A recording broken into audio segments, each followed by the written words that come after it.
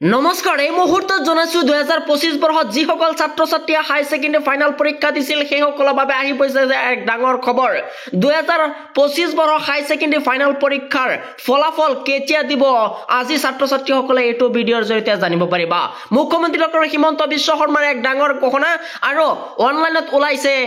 হাই secondary final পৰীক্ষাৰ 2025 বৰ্ষৰ final পৰীক্ষাৰ ফলাফলৰ দিন কোনকেইটা ওয়েবসাইটত ছাত্ৰ ছাত্ৰীসকলে চাব পাৰিব ফলাফল হবিহে আজি এইটো ভিডিঅ'ৰ জৰিয়তে জনাম আৰু কেনেকৈ চেক কৰিবা হেতু জনাম আৰু কেতিয়া দিয়া হ'ব হাই সেকেন্ডাৰী ফাইনাল পৰীক্ষাৰ ফলাফল ছাত্ৰ ছাত্ৰীসকল তোমালোকে প্ৰথমতে গুগল বা ক্ৰম ব্ৰাউজাৰ অন কৰি ল'বা অন কৰাৰ পিছত আসাম হাই সেকেন্ডাৰী এক্সাম ৰিজাল্ট 2025 ডেট বুলি মাৰি দিবা দিয়াৰ লগে লগে তোমালোকে বহুকেইটা ওয়েবসাইট পাবা বহুকেইটা ওয়েবসাইটত বহু ধৰণৰ ৰিজাল্টৰ ডেটৰ কথা কোৱা হৈছে এই যেটো তোমালোকে ওয়েবসাইটটো চাব পাৰিছা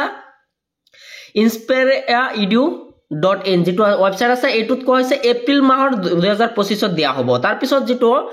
ৰিজাল্ট শিক্ষা এই যেটো ওয়েবসাইট চাব পাৰিছা এটুত যদি চোৱা তেনেহলে এটুতো কোৱা হৈছে যে এপ্ৰিল মাহৰ 2025 ত দিয়া হ'ব কোনটো ডেটত কোৱা হৈছে এটো এতিয়ালৈকে কোৱা নাই মুখ্যমন্ত্ৰী ডক্টৰ হিমন্ত বিশ্ব শৰ্মাই কৈছে যে এপ্ৰিলৰ শেষত দিব কিন্তু এটা ওয়েবসাইট ওলাইছে যেটো ওয়েবসাইট সম্পূৰ্ণভাৱে ডাইৰেক্ট কৈ দিছে যে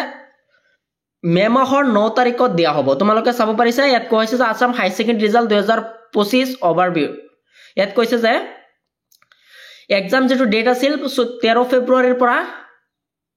17 মাৰ্চ 2025 লৈকে আৰু ৰিজাল্ট ডেট ইয়াত স্পষ্টভাৱে উল্লেখ কৰিছে তোমালোকে চাবই পাৰিছা স্পষ্টভাৱে উল্লেখ কৰিছে 9 মে 2025 9টা এম ত দিয়া হ'ব আৰু যেটো অফিচিয়েল ওয়েবসাইট এই অফিচিয়েল ওয়েবসাইটটো ঠিকই দিছে কিন্তু এই অফিচিয়েল ওয়েবসাইটতে চাব পাৰিব বুলি